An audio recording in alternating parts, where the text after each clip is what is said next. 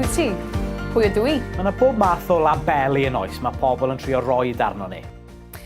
Ydw i'n fyfyriwr? Wyt ti'n athletwr? Wyt ti'n unig blentyn? Ydw i yn...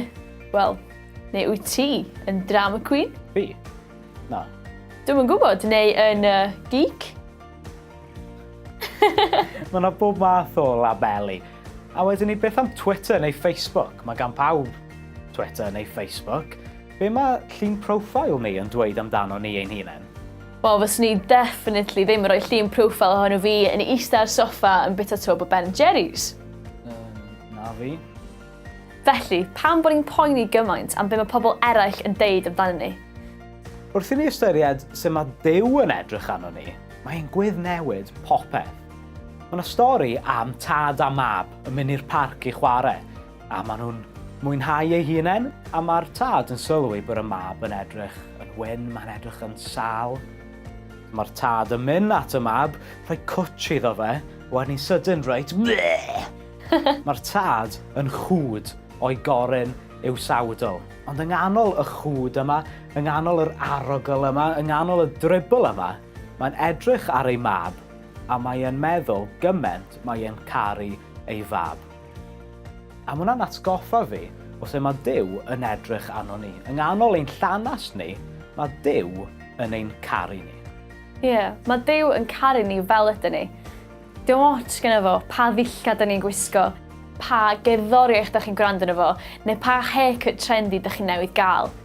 Mae Duw yn caru chi am pwy ydych chi. Mae'n deud yn y Beibl, meddyliwch mor aruthrol fawr ydy'r cariad mae'r tad wedi ddangos ato ni. Da ni'n cael ein galw yn blant i Dduw, ac mae'n berffaith wir. Mae Duw yn ein caru ni.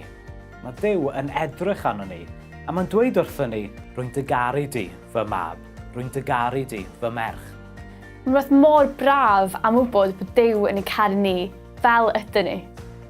Da ni ddim angen bod yn berffaith yn llygau Duw, achos mae'n yn caru ni beth bynnag. Os mae hwn yn wir, mae angen cofio 3 pheth. Yn gyntaf, peidio barnu ni ein hunain yn ôl safonau'r byd. Achos nid gyrru'r car cyflyma, nid byw yn y tŷ mwyaf, nid gwisgo'r dillad mwyaf ffansi sy'n bwysig yng ngolwg Duw. Mae Duw yn ein caru ni, yn ein gweld ni'n werthfawr fel yr ydyn ni. Yndi, ac yn ail, rhaid i ni beidio barnu pobl eraill am sut maen nhw'n siarad, sut maen nhw'n edrych, sut maen nhw'n ymddwyn, achos mae Duw yn ei caru nhw hefyd. Felly, mae rhaid ni fod fel Duw a caru nhw beth bynnag. Ac yn olaf, os ni'n caru Duw a Duw yn caru ni, beth am treulio amser yn ei gwmni e? Darllen y Beibl, gweddio, treulio amser gyda Cristnogion arall, brodwyr a chwiorydd ni. Ie, mae Duw wedi roed yn hunaniaeth i ni. Mae Duw yn ei caru ni fel yr ydyn ni. Ond mae Duw yn dy garu di fel wyt ti.